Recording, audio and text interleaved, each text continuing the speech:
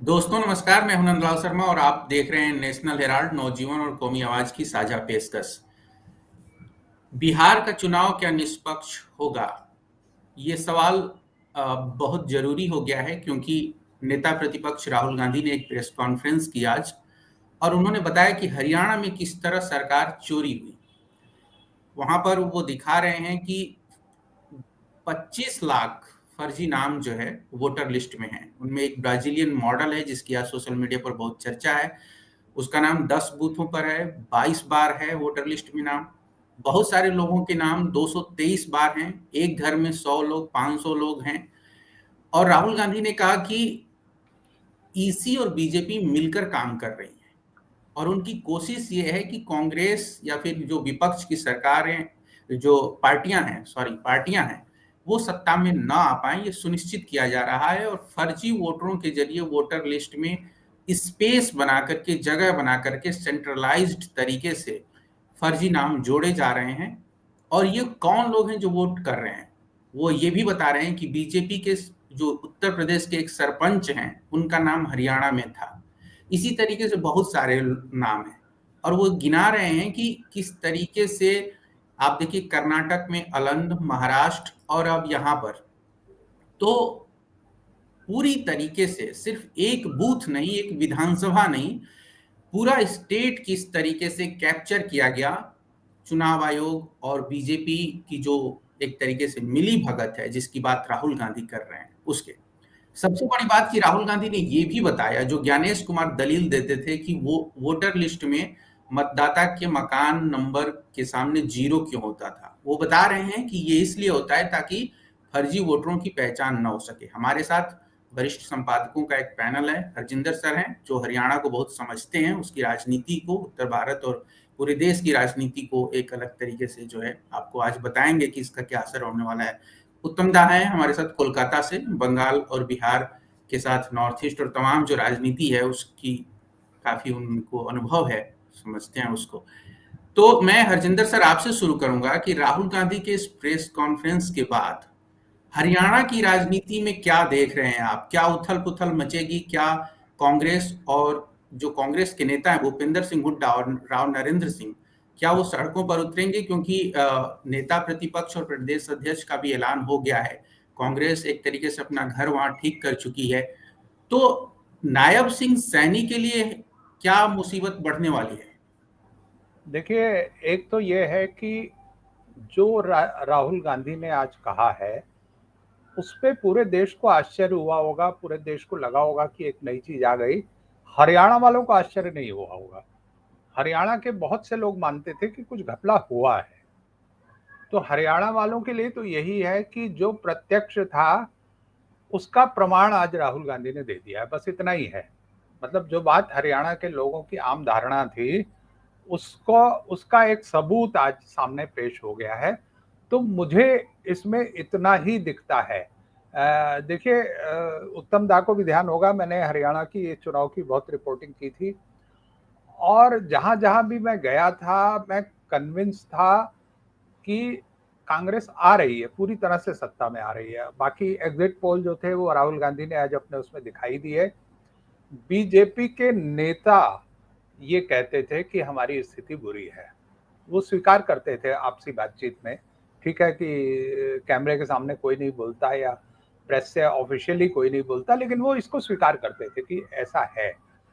और आखिर में जब चुनाव का नतीजे इस तरह से आए, तो मैंने एक दो लोगों से पूछने की कोशिश की, तो उनका कहना था कि नहीं, आखिरी एक दो दिनों में जो है बीजेपी ने खेल कर लिया। वो खेल क्या कर लिया, कैसे कर लिया, तो मुझे तो लगता है कि ये सब देख के कि ये आखिरी एक दो दिन में नहीं था, ये इसकी तैयारी काफी पहले से थी, जो असल में खेल हुआ है। और हम लोग जब चुनाव नतीजे आए तो हम लोग ये सोच रहे थे कि हो ना हो ईवीएम में कुछ गड़बड़ कर ली गई है, लेकिन हम इस चीज को नहीं समझ पाए थे कि ईवीएम में गड़बड़ नहीं हुई, गड़बड़ी जो है उसके बहुत नीचे कहीं हो चुकी है। और आपने दूसरा सवाल पूछा कि हरियाणा की राजनीति पे क्या असर होगा। इस बारे में मैं कुछ मतलब सीधे सीधे बोल सकूं, इस स्थिति में नहीं हूं। आज ये जरूर हुआ है कि हुड्डा के साथ हरियाणा के कांग्रेसी नेताओं की वो हुई है, बैठक हुई है या होने वाली है, और क्योंकि शाम को खबर थी कि वो बैठक कर रहे हैं। और उसके बाद वो राजनीति किस तरह की करते हैं, किस तरह का राजनीतिक आंदोलन चलाते हैं, ये अभी नहीं कहा जा सकता। लेकिन ये भी तय है कि इसकी लड़ाई राजनीतिक रूप से ही लड़नी पड़ेगी और कोई तरीका नहीं है। आज मैं एक बड़ा अच्छा एक हरियाणा के पत्रकार ने बयान दिया, उसको देखकर मुझे मजा आया। उसने कहा कि हरियाणा के लोग और इवन हरियाणा के बीजेपी वाले भी नायब सिंह सैनी को मुख्यमंत्री नहीं मानते, और राहुल गांधी ने उन्हें ऑफिशियली मुख्यमंत्री कह दिया, तो बीजेपी को तो उनका धन्यवाद देना चाहिए। तो तो अब ये राजनीतिक आंदोलन किस तरह से चलेगा, क्या होगा। और राजनीतिक आंदोलन में मामला हरियाणा नहीं है, सिर्फ मामला ये है कि सर जो है, जो इंटेंसिफाई रिवीजन हो रहा है वो पूरे देश में हो रहा है। और ये जो एक्सपेरिमेंट छोटे छोटे हुए, महाराष्ट्र में हुआ, हरियाणा में हुआ, फिर एक एक्सपेरिमेंट अभी बिहार में हुआ, अब ये राष्ट्रव्यापी स्तर पर चलाया जाएगा। तो खतरा जो है बहुत बड़ा है। हरियाणा की सरकार का क्या होता है, हरियाणा में आंदोलन कैसे चलता है, इससे ज्यादा बड़ी चीज ये है कि पूरे देश भर में आंदोलन कैसे चलता है। वैसे मैं बता दूं कि हरियाणा में छोटे मोटे आंदोलन चलते हैं, बड़े आंदोलन हरियाणा में कभी नहीं हुए। हरियाणा के लोग चुनाव के वक्त ही जो कुछ उलटना पलटना होता है वो सब कर लेते हैं। मतलब मेरी जानकारी में हरियाणा में कोई ऐसा बड़ा आंदोलन हुआ हो जिसने सरकार को हिला दिया हो, ऐसा नहीं हुआ। छोटे स्तर पे आंदोलन होते हैं, जैसे पंजाब में बहुत बड़े आंदोलन हो जाते हैं, बहुत बहुत कुछ हो जाता है, सरकारों को मजबूर कर दिया जाता है। लेकिन हरियाणा में इस तरह के आंदोलन अभी तक तो नहीं दिखाई दिए हैं। देखिए अब क्या होता है। लेकिन ये इसके लिए हरियाणा एक उदाहरण के तौर पे राहुल गांधी ने पेश किया, और जिन लोगों को वो लाए वो बिहार के लोग थे दिखाने के लिए। तो हरियाणा एक उदाहरण है। ये एक राष्ट्रीय समस्या है और इसका प्रादेशिक समाधान नहीं, हमको अंत में इसका राष्ट्रीय समाधान ही निकालना होगा। जी अब बिल्कुल सर, ये राष्ट्रीय समस्या है। और उत्तम दा, चूंकि अब चुनाव आयोग एक्सपोज हो गया है, कल बिहार में वोटिंग भी होने वाली है, तो अगर हम अब देखें कि ये भरोसे का संकट है ज्ञानेश कुमार के सामने, आखिर बिहार में ये सारी समस्याएं रिपोर्ट हुई हैं। आप देखिए, द स्क्रॉल ने, द रिपोर्टर्स कलेक्टिव ने ये रिपोर्ट किया एसआईआर के बावजूद कि ये वोटर लिस्ट में समस्या है। और ये भी रिपोर्ट हुआ है कि जो डुप्लीकेशन चेक करने वाला सॉफ्टवेयर है वो भी ईसी ने इस्तेमाल नहीं किया हुआ है। अब बिहार में जो के संदर्भ में राहुल गांधी ये कह रहे हैं कि हम 14 नवंबर के बाद एक और प्रेस कॉन्फ्रेंस करेंगे और फिर बिहार के बारे में भी ऐसे ही बात करेंगे। बिहार के लिए क्या संदेश है, आप इसको क्या कैसे देख रहे हैं? क्योंकि राहुल गांधी ये भी कह रहे हैं कि सच का और अहिंसा का हाथ थामिए और जाकर के मतदान करिए। कैसे समझा जाए बिहार के परिप्रेक्ष्य में इसको? देखिए, पहली बात तो मैं बताऊं कि काफी सालों पहले मैं ये मजाक से कहता था कि हमारे जो राजनेता हैं वो पत्रकारिता करना शुरू कर दिया है और हमारे पत्रकार जो है वो राजनीति कर रहे हैं। हाँ। तो आज राहुल गांधी जी की प्रेस कॉन्फ्रेंस को देखते हुए मुझे याद आ गया और मुझे लगा कि ये वाकई हो रहा है कि भाई सौरभ भारद्वाज को लीजिए, जो आम आदमी पार्टी के नेता हैं, और दिल्ली में उन्होंने वो यमुना में जो नाटक रचा गया और एक तालाब प्रधानमंत्री के लिए बनाया गया, उसको सौरभ भारद्वाज ने उजागर किया, जिसको पत्रकारों को करना चाहिए था। उसी तरीके से हरियाणा का आज जो उन्होंने उजागर किया है वो पत्रकारों का काम था, लेकिन वो पत्रकार नहीं करके वो राहुल गांधी और कांग्रेस के कार्यकर्ता ने किया वहाँ। तो एक तो ये बात समझने की जरूरत है। दूसरी बात ये है कि चुनाव आयोग जो है वो लगातार ये कहती है कि राजनीतिक पार्टियां अपनी काम नहीं करती। राजनीतिक पार्टियां नहीं काम करती हैं, उनके बीएलएस क्या करते हैं वो उनकी जिम्मेदारी है कि वो बूथ पर जाके जो है इसको देखें और उसको ठीक करें और ऑब्जेक्शन फाइल करें वगैरह वगैरह। तो उसका जवाब आज राहुल गांधी ने दिया कि ये वोटर्स लिस्ट जो है लास्ट मोमेंट पर हम लोगों को दिया जाता है और उस समय वो कंपैरिजन करना संभव नहीं है। और ये मुझे लगता है कि एक ज़रूरी बात इसलिए है कि एक-एक बूथ में अगर 1200-1500 वोटर्स भी होते हैं वहाँ पे, तो सारे वोटर्स जो हैं वो अपना ही तस्वीर देखते हैं, अपना ही नंबर देखते हैं। वो 1200 वोटर्स का वो चेक ना करते हैं, ना वो चेक करने की वो ज़रूरत समझते हैं और ना वो देखा जाता है वहाँ पे। तो जिस तरीके से ईवीएम वगैरह का जाँच होता है, उसी तरीके से अगर इलेक्टोरल रोल का भी जाँच की व्यवस्था हो, तो शायद इस पर अंकुश लगाया जा सकता है। दूसरी बात आपने जो पूछा कि बिहार के लिए क्या संदेश है, तो ये सवाल हमको लगता है कि कई लोगों ने आज दिन में उठाया कि भाई कल बिहार में चुनाव है, तो आज राहुल गांधी ने इसको क्यों उठाया और आज राहुल गांधी के उठाने से इसका क्या असर पड़ेगा और क्या फ़ायदा होगा वहाँ पे। तो मुझे लगता है कि वो जानबूझ के ये देरी की गई और इसलिए देरी की गई कि भाई चुनाव आयोग को इसको करेक्ट करने का, इसको ठीक करने का कोई समय नहीं मिले। और मुझे लगता है कि राहुल गांधी की बातचीत से भी ये अंदेशा होता है कि वो एक्सपेक्ट कर रहे हैं, उनकी उम्मीद है कि प्रथम चरण के वोट में जो है ये दिखेगा। जो हरकतें इन्होंने हरियाणा में किया है वहाँ पे जो दिखता है, वही हरकतें जो हैं वो बिहार में भी कल होंगी और वो इंतज़ार कर रहे हैं और एक मौका दे रहे हैं कि भैया इसका उजागर भी हम लोग करेंगे, हम लोग तैयार हैं कि इसको करेंगे। तो चुनाव आयोग के सामने ये संकट है कि उन्होंने अगर एसआईआर के बाद सारे के सारे रोल्स वाकई में शुद्ध कर दिए हैं और उसमें से कोई भी घोटाला नहीं है, कोई भी डुप्लीकेशन नहीं है, कोई भी फेक वोटर नहीं है वगैरह वगैरह, तब तो चुनाव आयोग के साथ बढ़ेगा वहाँ पे। और अगर राहुल गांधी ये साबित करने में कामयाब हो जाते हैं कि जो हरियाणा में हुआ या दूसरे राज्यों में हुआ वो बिहार में भी हो रहा है, तो फिर जो है ये संकट और गहराएगा। पहली बात। दूसरी बात यह है कि राहुल गांधी के प्रेस कॉन्फ्रेंस में आज बहुत सारी चीज़ें समझ में आ गई। जैसे हम लोगों को कभी ये समझ में नहीं आता था कि एक वोटर का नाम जो है वो 2 राज्यों में कैसे होता है, या एक ही वोटर का नाम जो है वो 22 बार, 25 बार, 50 बार क्यों बूथ में लिस्ट में आ जाता है वहाँ पे। और हम लोगों को लगता था कि ये गलती से हो रहा है वहाँ पे। आज ये बात समझ में आ रही है कि वो गलती से नहीं हो रहा है। जो राहुल गांधी ने समझाया कि उन्होंने कहा कि ये स्पेस तैयार करने के लिए होता है।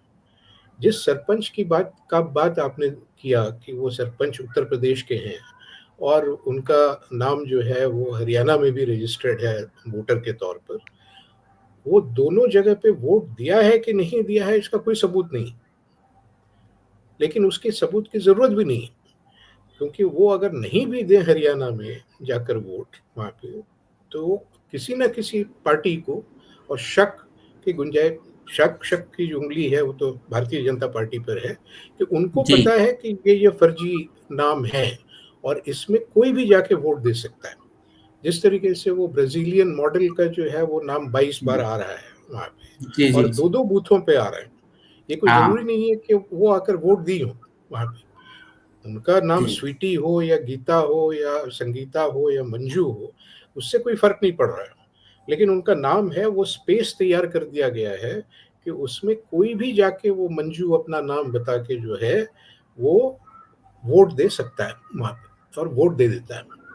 तो ये चीजें जो हैं आज वो समझ में आ रही हैं और परत दर परत जो है ये पूरा खेल जो है वो सामने आ रहा है।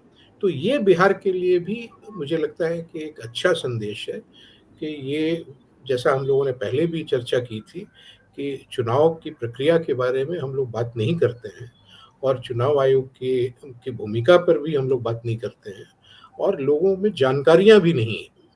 तो ये जो चीज़ें बाहर आ रही हैं और तो इससे बिहार में भी जो है वो एक जागरूकता बढ़ेगी। आखिरी बात कि आज बिहार के जमुई से जिस गांव से 5 या 6 लोगों को राहुल गांधी ने प्रस्तुत किया, उस गांव के लोग कह रहे हैं कि उनके गांव में 187 लोगों का नाम जो है वो कट गया वहाँ एसआईआर के बावजूद। तो ये कैसे हो सकता है कि जनवरी में बिल्कुल चुनाव आयोग स्पेशल रिवीजन करती है, वो लिस्ट निकालती है, संशोधित लिस्ट जो है, और उसके बाद जुलाई में जो है उसको फिर से जारी होता है, और फिर जून में जो है वो फिर से जारी होता है, और जून में ही जो है स्पेशल इंटेंसिव रिवीजन का वो ऐलान करते हैं, और 3 महीने के अंदर वो नाम काटते हैं। कितना? 69 लाख लोगों का नाम वो काट देते हैं कि साहब ये नहीं है वगैरह वगैरह। और ये लोग वहाँ पे रहते हैं, ये लोगों ने कहा खुद कि भाई हम वहीं रहते हैं, हम लोगों ने लोकसभा में वोट दिया, लेकिन विधानसभा में आकर हमारा वोट जो है वो कट गया। तो हम लोग जो उत्सुक थे ये जानने के लिए कि एसआईआर का क्या असर पड़ेगा बिहार में वहाँ पे, और इन किन लोगों का नाम काटा गया है, क्या वाकई ये लोग डुप्लीकेट वोटर्स हैं, क्या वाकई ये लोग जो हैं वो फॉरेनर्स हैं, या वाकई ये लोग वैसे लोग हैं जो शिफ्ट कर गए हैं दूसरी जगह। तो ऐसा लगता नहीं है। तो इसका भी जवाब जो है वो चुनाव में मिलेगा, और ये कल के चुनाव में ये पता चलेगा कि किस बूथ में कितने लोगों को जो है वो काटा गया है जो अभी भी जीवित हैं। हाँ। और मैंने सुना है कि कुछ राजनीतिक दल जो हैं वहाँ पे वो ये तैयारी कर रहे हैं कि कम से कम कुछ बूथ्स में जो है जो जीवित मतदाता हैं और जिनका नाम कट गया है उनको जो है वो बूथ के बाहर बैठाया जाए कहीं धरने पर वहाँ पे, और लोगों को दिखाया जाए कि भाई यहाँ से इस बूथ से जो है ये 50 लोगों का नाम कट गया। तो ऐसा अगर 5 बूथ में भी वो कर पाते हैं वहाँ पे, तो उसका एक संदेश जो है वो लोगों के बीच में जाएगा और जागरूकता फिर से वो बढ़ेगी वहाँ पे।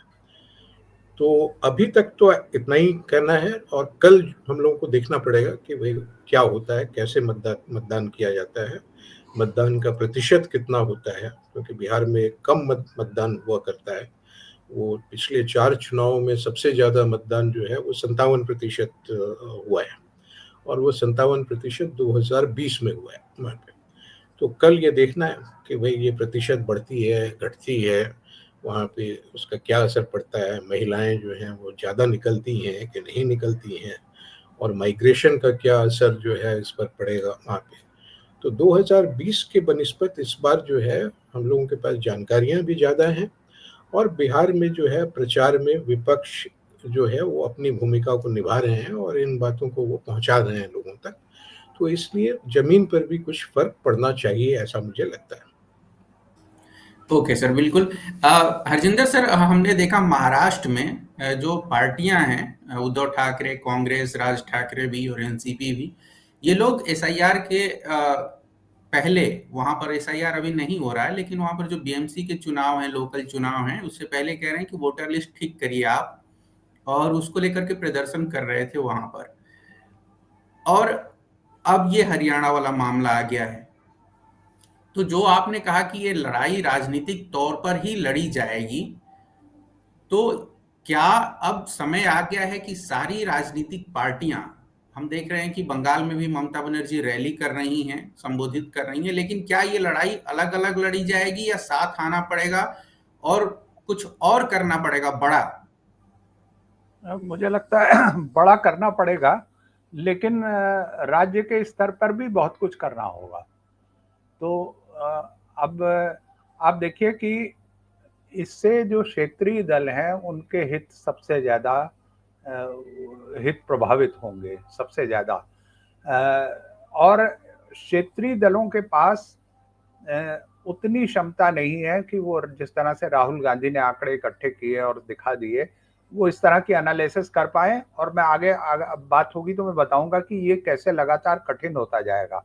मतलब कांग्रेस के लिए भी अभी जितना आसान है या अभी जितना कठिन है, उससे शायद 100 गुना कठिन होगा अगली बार। खैर, वो एक अलग चीज है। तो इसलिए उनको, क्षेत्रीय दलों को अपने आप को जोड़ना ही पड़ेगा केंद्रीय स्तर पर किसी से।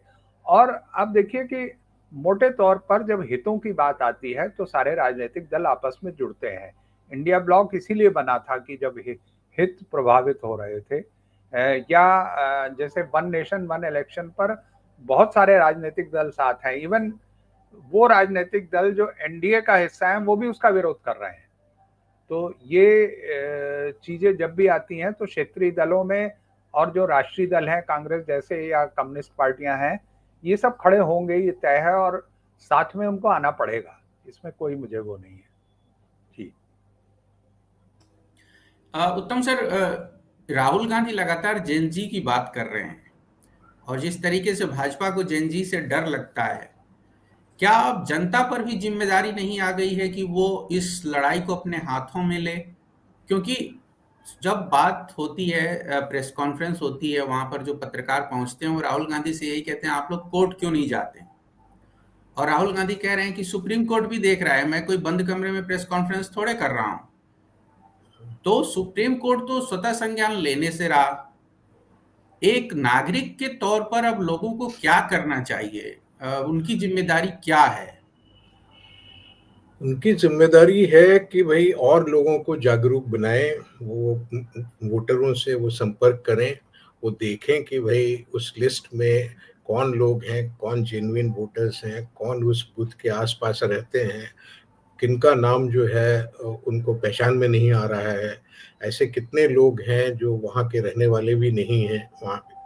अब जैसे मान लीजिए कि ये अगर सही है कि महाराष्ट्र में भी ये कहा गया कि बाहर से लोगों को लाया गया वोट देने के लिए, कुछ नेताओं का बयान भी रिकॉर्डेड है कि वो लोग कह रहे हैं कि भाई हमने अपने कंस्टिट्यूएंसी में 20,000 लोगों को वोट दिलवाने के लिए मंगवाया। हाँ, तो अगर ये वोटर मंगवाने का की बात जो है वो सही है, अगर सही है, अभी तक तो हम लोगों ने इसका कोई प्रमाण देखा नहीं है, लेकिन अगर ये बात सही है वहाँ पे, तो ये वोटर्स की तो जिम्मेदारी है ही।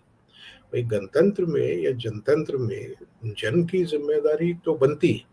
अभी हम लोगों ने न्यूयॉर्क में जो देखा, वहाँ पे जो जोरान मेमदानी मेयर के चुनाव में जो है जिस तरीके से वो 1% सपोर्ट वोटर्स वोट से जो है वो शुरू किया उन्होंने, और 1 साल के अंदर जो है वो 50% से ज़्यादा लोगों को अपनी तरफ खींचने में समर्थ हो गए वहाँ पे। तो वो कैसे किया उन्होंने? तो उन्होंने जो वीडियोस वगैरह शेयर किया उसमें उन्होंने दिखाया कि भाई वो 1 साल पहले जब ट्रम्प चुनाव जीते थे तो वो एक प्लेकार्ड लेके सड़क पर खड़े थे और लोगों से पूछ रहे थे कि भाई आपने किसको वोट किया, और आपने ट्रम्प को वोट किया तो क्यों वोट किया। और लोग उनसे बात बात तक करने के लिए तैयार नहीं थे। बहुत लोग बिना बात किए चले जाते थे, कुछ लोग रुकते थे, कुछ लोग उसको गाली दे के जाते थे। वहाँ पे जो हमारे आईआईटी के त्रिपाठी जी करते हैं, वो खड़े होकर जो है पर्चा बांटते हैं वहाँ पे, उस तरीके से ममदानी ने शुरू किया। और आज स्थिति ये है कि वो अगर निकलता है तो हजारों लोग जो हैं उसके साथ फोटो खिंचवाने के लिए खड़े हो जाते हैं।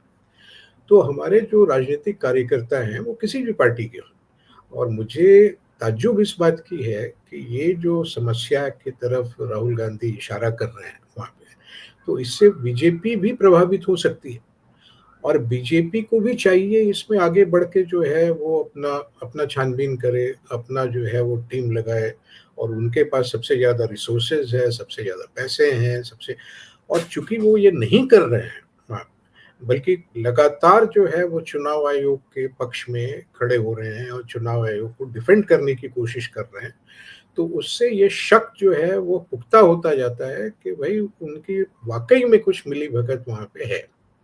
एक चीज़ मैं और भी बताऊं कि कुछ रिपोर्ट्स ऐसी भी छपी हैं पिछले कुछ सालों में कि चुनाव आयोग से जो काम होते हैं, ईवीएम का maintenance, printing of the electoral roll वहाँ पे, तो जो वीवीपैट है उसका जो मेंटेनेंस होता है या उसको जो लोड किया जाता है, वो सैकड़ों और हजारों कंट्रैक्टर्स की बहाली होती है। और इस तरह की रिपोर्ट हुई है कि भाई ये बहाली जो है सरकार करती है, ये बहाली चुनाव आयोग अपने तरफ से कुछ नहीं करता है। और चुनाव आयोग में ज़्यादातर लोग जो हैं वो सरकार से ही जाते हैं डिपुटेशन पर, और वो सरकारी कर्मचारी ही होते हैं। लेकिन दूसरी चौंकाने वाली बात ये आई थी कि भाई वो लोग कहते थे कि भाई ये बहुत सारे ये कंपनी और कंट्रैक्टर्स जो हैं ये गुजरात के हैं। तो गुजरात का नाम मैं इसलिए ले रहा हूँ कि ये बार बार अमित शाह और नरेंद्र मोदी का नाम आता है कि ये सारा का सारा काम जो है वो गुजरात में ले जा रहे हैं, और गुजरात में उनका इतना हैसियत है कि वो डरा के हो, धमका के हो, पैसे दे के हो, जैसे भी हो, वो काम अपना करवा लेते हैं वहाँ पे। और गुजरात से अगर लोग जा रहे हैं, और बिहार में मान लीजिए कि गुजरात के नंबर प्लेट का 100, 200, 400 गाड़ियाँ घूम रही हैं, जो बहुत आम है, ये केवल गुजरात का नहीं, वो बंगाल के चुनाव में हो सकता है कि बिहार की नंबर की गाड़ियाँ दिखे वहाँ पे, और बिहार में जो है बंगाल की नंबर प्लेट की गाड़ियाँ दिखें। ये बहुत आम है और बहुत दिनों से ये चलता है। लेकिन ये सारी चीज़ें हो रही हैं और इसके रोकने की ज़िम्मेदारी जो है केवल राजनीतिक दल की नहीं है। और जो कहते हैं कि भाई हम अपना भविष्य जो है वो राजनीतिक दलों पर हम क्यों छोड़ें, हम क्यों उम्मीद करें कि भाई कांग्रेस या राहुल गांधी जो है इसकी छानबीन करेंगे। वहाँ पे जनता को खुद ही छानबीन करनी चाहिए, अपने स्तर पर छानबीन करनी चाहिए, अपने बूथ पर छानबीन करनी चाहिए। उससे तो उनको कोई रोकता नहीं, उसमें तो चुनाव आयोग भी कोई दखल नहीं दे सकती है वहाँ पे। तो ये कौन लोग हैं, जैसे मान लीजिए कि जो वोटर्स लिस्ट है वहाँ पे, वो कितने लोग देखते हैं उसको, कब देखते हैं, कहाँ देखते हैं वहाँ पे, किस दफ्तर में उसका डिस्प्ले होता है।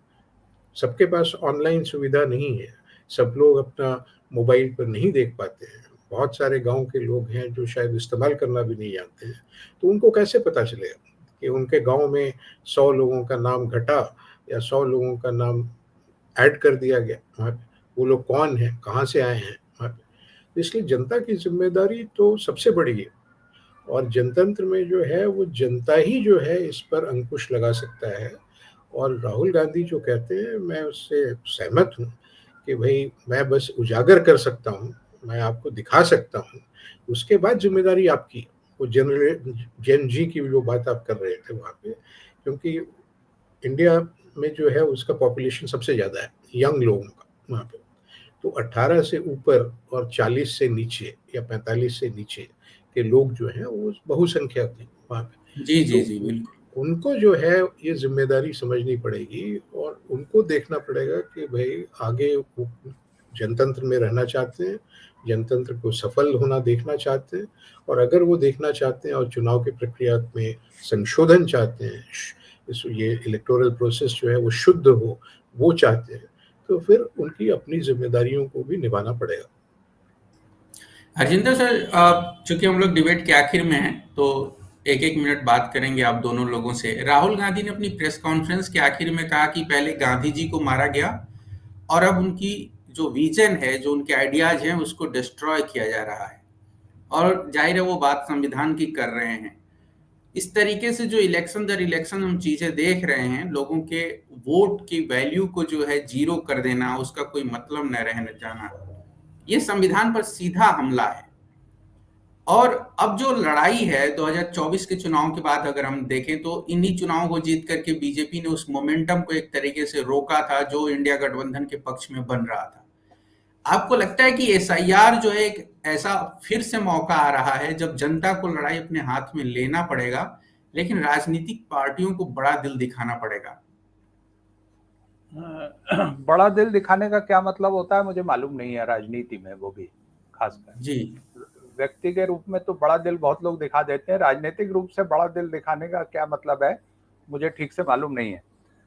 जनता को अपने हाथ में लेना पड़ेगा। देखिए, जनता में गुस्सा है, वो कई जगह हमें दिख रहा है। उदाहरण के लिए हमें दिख रहा है उत्तराखंड में, वहां के नौजवान जो है बाहर आ रहे हैं, सड़कों पे आ रहे हैं, उतर रहे हैं। राजनीतिक दलों को ऐसे गुस्से को नेतृत्व देना होगा। जगह जगह तरह तरह के असंतोष है, जैसे पर्चे लीक होना, इसका असंतोष सब जगह है। बेरोजगारी का असंतोष कैसा है वो बिहार में हमने देख लिया है। अब ये वोट जो एकमात्र अधिकार नागरिक के पास था वो भी जा रहा है, तो ये बात लोगों को प्रभावित करेगी, क्योंकि लोगों के पास ये अधिकार तो था ही कि जब वो चाहे तो सत्ता बदल दें। अब वो अधिकार खत्म हो रहा है।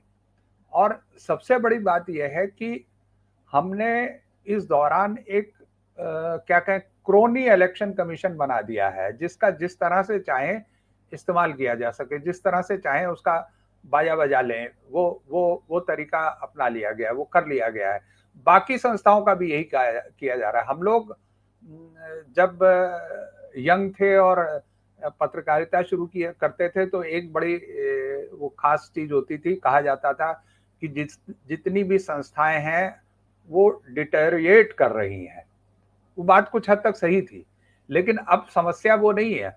अब समस्या यह है कि जितनी भी संस्थाएं हैं जितने भी लोकतंत्र के संस्थान हैं उनको उनका अपहरण कर लिया गया है। तो ये एक बहुत दूसरे लेवल की, दूसरे स्तर की समस्या है और इससे उसी स्तर पर निपटना होगा। एक चीज जो मैं शुरू में कह रहा था, मैंने कहा था बाद में बोलूंगा, मुझे लगता है अब वो मैं बोल दूं कि इसको कांग्रेस को इसको इसमें बड़ी मेहनत लगी, इस 3 जो प्रेस कॉन्फ्रेंस हुई इसको उजागर करने में, और ये मेहनत का काम है भी, लेकिन अगली बार ये उस जितना आसान था ये अगली बार उससे हो सकता है 100 गुना ज्यादा कठिन हो, क्योंकि अब इसके लिए इनको समझ में आ गया है कि ये पकड़ा जा सकता है, तो अब इसके लिए एआई को एम्प्लॉय किया जाएगा। एआई से जो तस्वीरें बनेंगी और छपेंगी उसमें आप 2 तस्वीरों का मिलान नहीं कर पाएंगे और आपको कोई ब्राजीलियन मॉडल भी नसीब नहीं होगी। तो ये समस्या ज्यादा बड़ी होने जा रही है और इसको उजागर करना और ज्यादा कठिन होगा, कई गुना ज्यादा कठिन होगा। तो इसलिए ये जरूरी है कि इमीडिएटली कोई बहुत बड़ा राजनीतिक आंदोलन इसके खिलाफ चलाया जाए ताकि मसले को यहीं पर खत्म कर दिया जाए। आगे जो है परेशानियां ज्यादा बड़ी हो सकती हैं। जी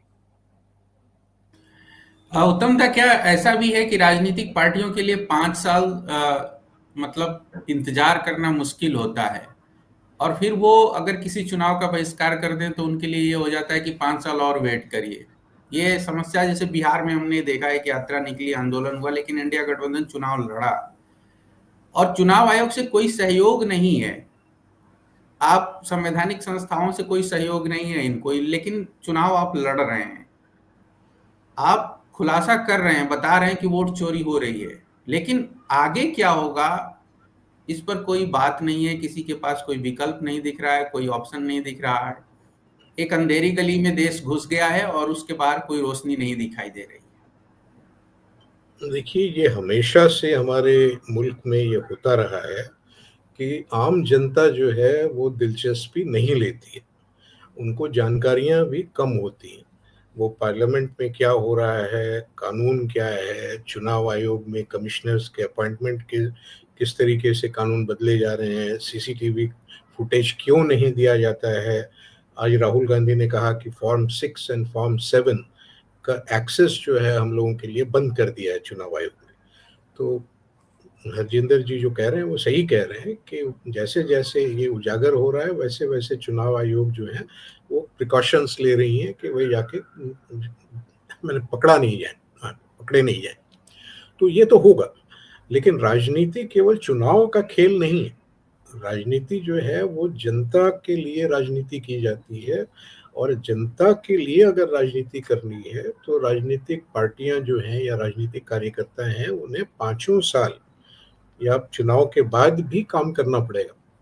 चुनाव के बाद भी उनको जनसंपर्क बनाना पड़ेगा, चुनाव के बाद भी उनको जो है जनता को जागरूक करना पड़ेगा।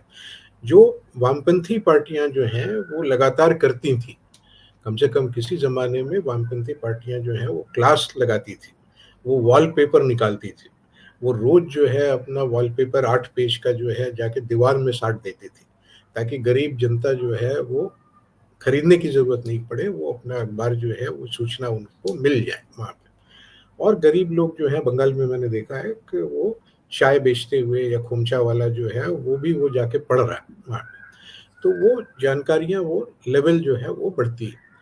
तो इसलिए इसका तो कोई विकल्प है नहीं, क्योंकि जनता के पास अब केवल वोट का अधिकार नहीं, आपको जनतंत्र में हिस्सेदारी का जो को बात होती है कि ये जनता की सरकार है, जनता के द्वारा सरकार है और जनता के लिए ये सरकार है, वो कंसेप्ट तो अब दिखता ही नहीं। अब तो जो आपने एक बार चुनाव कर दिया तो वो एमएलए की सरकार हो गई, वहाँ पे पार्टी की सरकार हो गई, और वो लोग फिर जनता के साथ संपर्क करते भी नहीं है और जनता की वो ज़रूरत भी नहीं समझते। तो जनता की भागीदारी कहाँ हो रही है, जनता को जानकारियाँ कहाँ मिल रही हैं, जनता को पता है कि उनका टैक्स किस तरीके से खर्च होता है, जनता को पता है कि भाई कितना फिजूल खर्ची हो रहा है, जनता को ये पता है कि सीएजी क्या क्या अपने रिपोर्ट में कह रहा है, नहीं पता है। तो ये कौन बताएगा उनको? जब मीडिया नहीं बता रही है, जब अखबारों में ये सब का चर्चा और ये सब के जिक्र नहीं हो रहा है वहाँ पे, तो राजनीतिक दलों की जिम्मेदारी बनती है कि भाई वो कम से कम पब्लिक लाइफ में है, और वो दिन भर यही काम कर रहे हैं, तो उनको इसको आगे बढ़ाना चाहिए और कोई ज़रिया ढूँढना चाहिए कि वो संवाद खत्म नहीं हो जाए और ये संवाद का जो है वो सर्कल वो बढ़ता जाए। हाँ, और भी लोगों को ये बताया जाए। हाँ, चर्चा जो है खत्म नहीं हो। ये मुझे लगता है कि सबसे बड़ा जो है ये काम है अभी। बिल्कुल सर, अब ऐसा लगता है कि हर राज्य में जो है भाजपा ने अपनी एक डेडिकेटेड जनता बना ली है, और जिस तरीके के आरोप लग रहे हैं वैसे ये बात साबित हो रही है कि उनके पक्ष में कुछ काम कर रहा है, एक सिस्टम है। बहुत शुक्रिया आप दोनों लोगों का। आज की डिबेट यहीं समाप्त करते हैं। अगली डिबेट में फिर मिलेंगे, तब तक के लिए नमस्कार, धन्यवाद।